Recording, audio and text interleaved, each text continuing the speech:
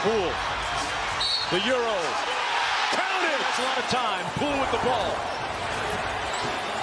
Launches. I remember it like it was just yesterday.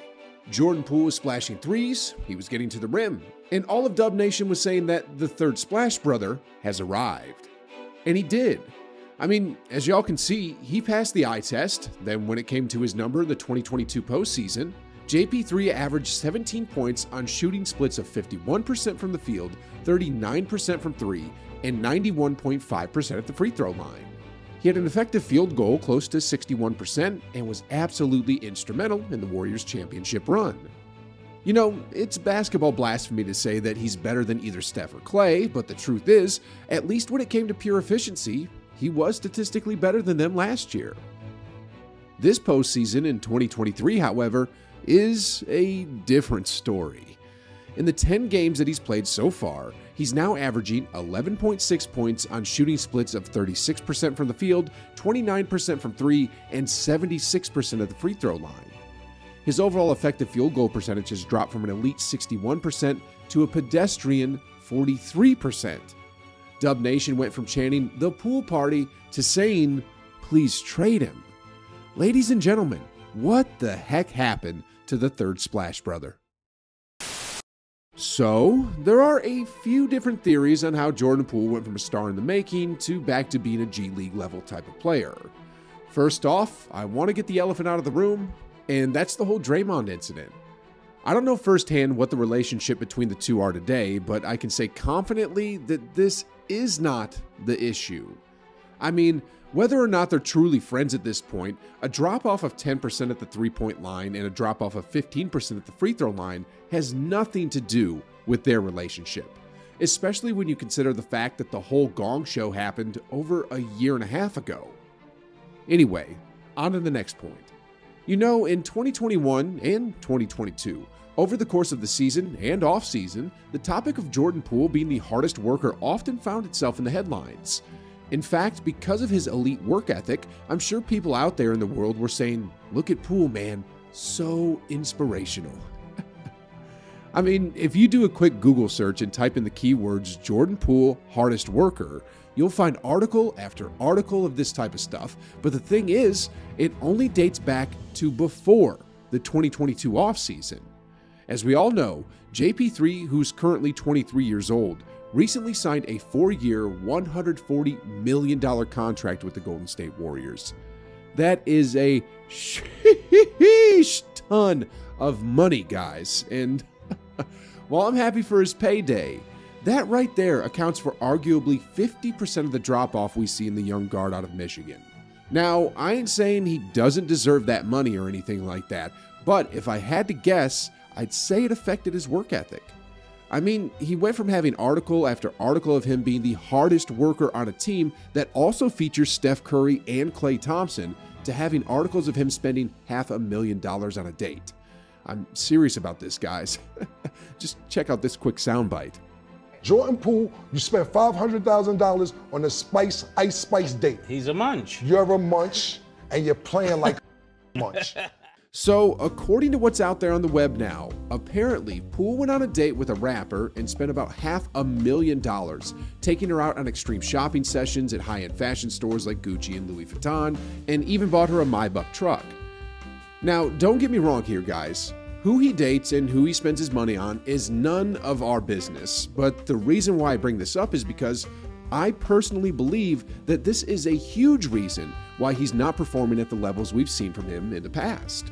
Because instead of being in the lab working on his craft on a daily basis, he's now getting distracted with the glamour that comes with making $30-ish million a year, which comes to a whopping $80-ish thousand a day. This is something that has happened to many players in the league, and here's why I also have a ton of hope for the young guard going forward. So, just off the top of my head, Shai Gilgeous-Alexander and Duncan Robinson are two players that I think of when it comes to NBA players getting bags and having a huge, immediate, noticeable production decrease. I know it's crazy to mention SGA, especially after the year he just had, but the numbers don't lie. Over the course of his first 3 seasons in the league, the man was making huge leaps on the floor. He went from just 11 points in his rookie season to 19 points in his second year. Then, in the 2021 NBA season, the electric guard averaged nearly 24 points on shooting splits of 51% from the field and 42% from three. He was well on his way to becoming an All-NBA player, and based on those trajectories, the Thunder signed him to a 5-year, $172 million maximum rookie extension. Now, what do you think happened the following year after his big payday? Well, he was still producing about 24 points a game, but look what happened to his efficiency. That 51% from the field dropped to 45%, that 42% from three dropped to 30%, and that elite effective field goal percentage dropped to a slightly above average percentage of 49.6. Next off, let's take a look at Duncan Robinson. The man made NBA headlines all over the basketball world when he couldn't miss a shot in 2020. I mean, 13.5 points per game isn't too impressive, but the truth is, he was shooting 8.3 three-point shots per game and was making them at a blistering rate of 44.6%. The next season after that, he cooled down a bit, but hey, shooting 41% from three-point range is still pretty good. The Miami Heat thought for sure that they had found their own Splash Brother and immediately inked him to a 5-year, $90 million contract, which is the largest ever for an undrafted player. Well, the year after that, Duncan Robinson cooled down a bit more, and then the following year, he literally fell off a cliff with a three-point shooting percentage of 32.8%. Now, here's why I'm confident Jordan Poole is going to have a revenge season next year. So, SGA, after that horrible year that I highlighted earlier, bounced back and had an MVP caliber season. I mean, I know he wasn't a finalist or even a serious contender for the MVP, but he was 9th on the overall ladder and averaged 31 points on above average efficiency from the floor. Duncan Robinson as well, after having the horrible year that he just had, is shooting a blistering 48.6% from three so far in the 2023 playoffs. And that's where Jordan Poole finds himself today. He's a very young kid who just received a huge bag of money and is just going through that phase where he's enjoying life a bit. From a fan's perspective, we hate that because we want to see splash after splash after splash from him. But at the same time, I'm sure we can all understand to a certain degree what we'd be doing if we all got a bag that's even a fraction of what he got. Over the offseason, mark my words guys, he'll likely realize his mistake and get back in that gym. Anyway, this is only about half of what accounts for the drop-off in his production. The other half is, Jordan Poole not only wants the money now, but he wants the glory too. All too often these days, I see him heaving up 30-foot bombs when he just doesn't have to. I mean, I think we all remember that game where Steph got mad at Poole's shot selection, threw out his own mouthpiece, and then got ejected.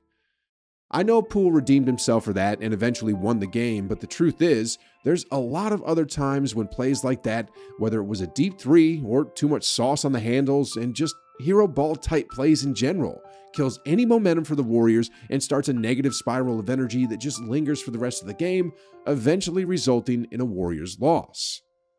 You know, Gilbert Arenas actually hit it on the spot when he said, Poole's development is gonna be to understand that everything doesn't need to be a highlight, right? Understand that you do not have to shake and bake every play. You know, many people these days have hopped on the we gotta trade Jordan Poole train, but the truth is, he's gonna have a bounce back season next year, just like how Shai Gilgeous-Alexander did. I mean, just imagine, the Thunder traded SGA after he had that huge drop-off. That would have been one of the worst trades in NBA history. And from what we've seen of Jordan Poole this season, with him having like huge scoring outbursts every 10 games or so, we all know what he's still capable of when his mind is in the right place. And if he stays on the Warriors roster going forward and gets a few talks from his idol Steph Curry, I forecast a ton of pool parties going forward in 2024. A serious question going forward though is, just like how Harrison Barnes invited all the Warriors to his wedding except Draymond Green, do y'all think Poole is going to invite Draymond when he actually gets married? Serious question, guys.